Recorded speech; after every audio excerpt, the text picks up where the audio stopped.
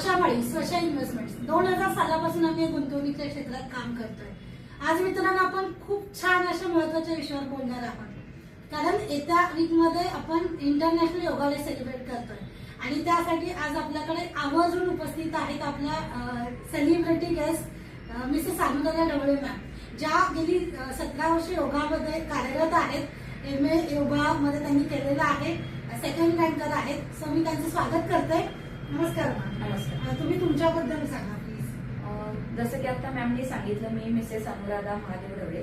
मी गेल्या 17 वर्षापासून योगाच्या फील्डमध्ये काम करते आणि माझं PG diploma in yoga therapy हा कोर्स शिवाजी युनिव्हर्सिटीमधून मी केलेला आहे. त्याच्यानंतर MA इन योगा सायन्स याच्यामध्ये सुद्धा मी सेकंड रँकर आहे शिवाजी युनिव्हर्सिटीमध्ये. आणि गेली 10 वर्ष मी कोल्हापूरमधल्या नामांकित जिममध्ये काम करते, जसं की ॲप्स जिम आहे सयाजीमध्ये, मसल ट्री, रगेडियन, कायझेन, द एक्सेल जिम, अशा बऱ्याच ठिकाणी मी as a yoga trainer, freelancing yoga trainer म्हणून बरेच वर्ष कार्यरत आहे. प्लस मी बऱ्याच ठिकाणी बऱ्याच शाळांमध्ये जाऊन काही वर्कशॉप, काही बँकांमध्ये जाऊन त्यांच्या स्टाफसाठी किंवा हॉटेलच्या स्टाफसाठी वगैरे असे बरेच आजपर्यंत वर्कशॉप मी स्वतः मॅनेज केलेले आहेत. खूप छान. तुमचा एकंदरीत अनुभव बघता किंवा तुम्ही जे तुमच्या कामाची पद्धत बघता, तुम्ही हे सांगाल का की एक्झॅक्टली शारीरिक आणि मानसिक आरोग्यावरती योगाचे फायदे काय आहेत? येस. आता जर बघायला गेला पण तर मानसिक आरोग्य काय असतं आणि शारीरिक आरोग्य काय असतं हे प्रत्येक जणाला आपल्याला माहितच आहे. पण जर तो समतोल साधायचा असेल, मानसिक आरोग्य आणि शारीरिक आरोग्य याचा समतोल जर साधायचा असेल तर त्याच्यावर योगा हे खूप काम करतो. खूप फायदे योगाचे मिळतात.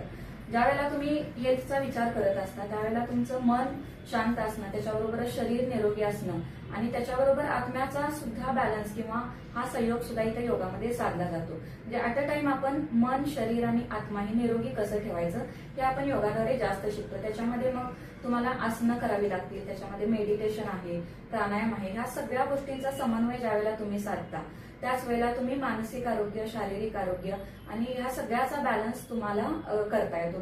त्याचे भरपूर फायदे आसनांमध्ये आहेत. ब्रिदिंग एक्सरसाइज, प्राणायाम, मेडिटेशन या सगळ्यांमध्ये तुम्हाला त्याचे फायदे आहेत. फक्त त्याच्यासाठी तुम्हाला ह्या तिन्ही गोष्टींचा समन्वय साधायला पाहिजे. एक्झॅक्टली, म्हणजे बॅलन्स साधणं इज मस्ट. ओके. आता त्यालाच अनुषंगाने मी असं म्हणेन की जेव्हा जे काही योगा चालू करतात किंवा सध्याच्या धावपळीच्या जीवनामध्ये तणाव जो काही आहे तो स्ट्रेस कमी करण्यासाठी स्पेसिफिक काय योगाचा फायदा? हा, आता तुम्ही जर बघायला गेला तर आता कुठल्याही क्षेत्रामध्ये गेला, इव्हन लहान मुलांपासून अगदी 4 वर्षाचा मुलगा जरी तुम्ही बघितला, ज्यावेळेला तुम्ही आपण त्याला शाळेत पाठवतो त्याच वेळेला त्या मुलांमध्ये स्ट्रेस तयार झालेला असतो किंवा स्ट्रेसची तयारी त्या वर्षापासून तिथे चालू झालेली असते. मग स्ट्रेस हा कुठल्याही गोष्टीचा असू शकतो. अभ्यासाचा, मुलांना अभ्यासाचा स्ट्रेस, आपल्या घरातल्या ज्या महिला आहेत त्यांना घरातल्या कामाचा स्ट्रेस, जॉब करणाऱ्या महिलांना जॉबचा स्ट्रेस, इव्हन प्रत्येक पुरुषाला स्ट्रेस हा प्रत्येक माणसाला, प्रत्येक प्राण्याला सुद्धा स्ट्रेस आहे. तो स्ट्रेस कसा रिलीज करायचा हे आपण थ्रू योगा किंवा थ्रू मेडिटेशन, थ्रू प्राणायाम हे आपण शिकतो. याच्यामध्ये आता तुमचा ब्रीदिंगवर किती फोकस असतो, तुम्ही श्वास घेताना कसा घेता किंवा आसन करताना तुमचा श्वास घ्यायची पद्धत कशी असली पाहिजे, हे सगळं त्याच्यामध्ये मॅटर करतं. आणि ह्याच्यामुळेच तुमचा स्ट्रेस रिलीज करण्याची जी प्रोसेस असते, स्ट्रेस तयार करण्याचं काम जसं असतं मेंदूमध्ये, तसं स्ट्रेस रिलीज करण्याची एक प्रोसेस सुद्धा आपल्या मेंदूमध्ये तयार होत असते. पण ती कधी होते, ती प्रोसेस कधी तयार होते, ज्या वेळेला तुम्ही योगा आणि प्राणायाम करता. म्हणून त्याच्यासाठी स्ट्रेस रिलीज करायचा असेल तर योगासारखा आणि प्राणायामसारखा दुसरा ऑप्शनच तुमच्याकडे नाही. सुंदर, म्हणजे तुम्ही खूप चांगल्या पद्धतीनं ते सांगितलेलं आहे. आता होतं काय नेमकं सांगते, जेव्हा एखाद्या गोष्टीची सुरुवात असते तर ती 1 तारखेला किंवा एखाद्या स्पेशल डेला सुरुवात होते आणि 1 दिवस, 2 दिवस, 3ऱ्या दिवशी मात्र ते सगळं गुंडाळून ठेवलं जातं. तर ह्या ज्या नवशिका म्हणूया किंवा including I am also in that, तर अशांना तुम्ही काय एक्झॅक्टली गाईड कराल की ते कंटिन्यू करण्यासाठी? हा, आता हे सगळं आता मॅडमने जो मुद्दा बोलला तो सगळ्यात महत्वाचा मुद्दा आहे. एखादी गोष्ट तुम्ही चालू करताय, खूप उत्सुकता असते की नाही मला हे करायचं आहे, पण 1-2-3 दिवस उत्साह कायम राहतो. त्याच्यानंतर असं वाटतं की नाही आता मी कंटाळले किंवा मी कंटाळलो, मला नाही जमत. पण हे नाही चालणार. याच्यामध्ये तुमचं सातत्य असणं हे खूप महत्वाचं आहे. एखादी गोष्ट जेव्हा तुम्ही चालू करता त्यावेळेला 3 आणि 4 दिवस करून त्याचा उपयोग होत नाही. ज्या वेळेला तुम्ही त्या गोष्टीमध्ये सातत्य ठेवता, डिसिप्लिन राहता, त्याच वेळेला पुढे त्या गोष्टीचे तुम्हाला फायदे मिळत जातात. तसंच योगामध्ये तसंच आहे. 1 आणि 2 दिवस योगा करून किंवा प्राणायाम करून तुमचा स्ट्रेस कधीच नाही रिलीज होणार. त्याच्याचे त्याच्यासाठी तुम्हाला एक रेग्युलॅरिटी ज्याला म्हणतो आपण किंवा सातत्य असणं हे खूप महत्वाचं आहे. तुम्ही स्वतःला तयार करायला पाहिजे. तुमचं मन आणि शरीर ह्या दोन्ही गोष्टी याच्यासाठी तयार असल्या पाहिजेत, तरच त्याचा फायदा तुम्हाला मिळेल. येस, मी असं म्हणू का मग की जेव्हा आपण सुरुवात करतो तेव्हा तुमच्या बॉडीला तिथे पण घेऊन जावं लागतं. म्हणजे मनाने ठरवलं की मला करायचं आहे.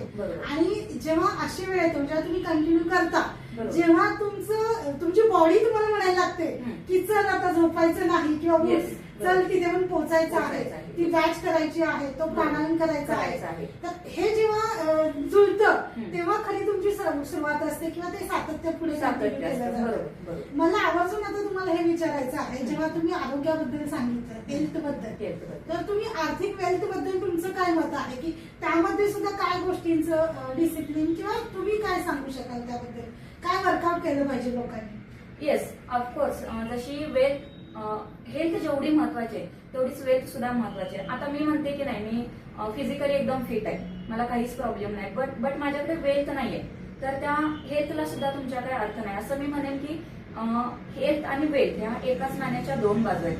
त्याच्यामुळे ज्या वेळेला तुम्ही हेल्थमध्ये डिसिप्लिन राहता, तसंच तुम्ही वेल्थमध्ये किती डिसिप्लिन आहे, तुम्ही तुमच्या आरोग्याचा जेवढा विचार केलाय तेवढाच तुमच्या आर्थिक नियोजनाचा काही विचार केलाय का, किंवा फायनान्शियल हेल्थ.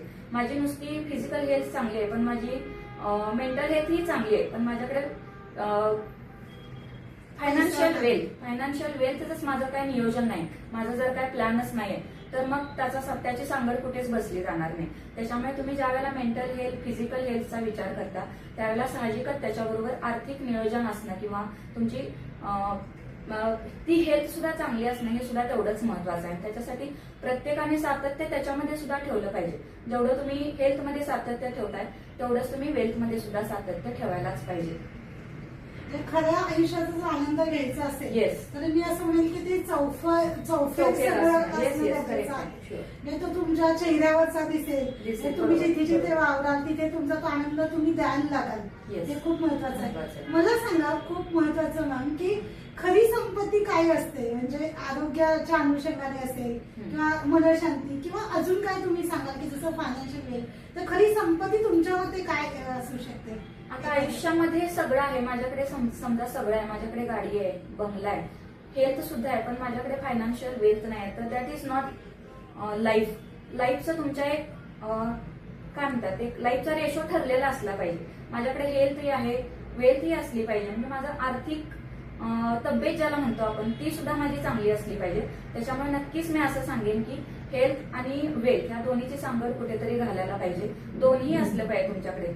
माझ्याकडे हेल्थ आहे पण वेल्थ नाही, that is no point, there is no point. Wealth आहे पण हेल्थ नाही, there is also no point. ह्याच्यामुळे मी असं सांगेन की तुमची मेंटल हेल्थ सुद्धा चांगली राहिली पाहिजे, आर्थिक हेल्थ सुद्धा चांगली राहिली पाहिजे आणि फिजिकल हेल्थ सुद्धा चांगली पाहिजे, तेव्हाच तुम्ही लाईफचा आनंद घेऊ शकता. क्या बात आहे, म्हणजे खूप छान पद्धतीने तुम्ही एक्सप्लेन केलेलं आहे. आणि जेवढा तुम्ही योगा घेताना शिस्तबद्ध असतात किंवा तुमच्या डिसिप्लिन मध्ये घेतात, म्हणजे तुम्ही ब्रिदिंग वरती किंवा जेव्हा जेव्हा तुम्ही बॅच तुमची असते तर आवाजून हे बघतो की तुम्ही पर्टिक्युलर सांगता की त्या गोष्टीचा काय फायदा आहे.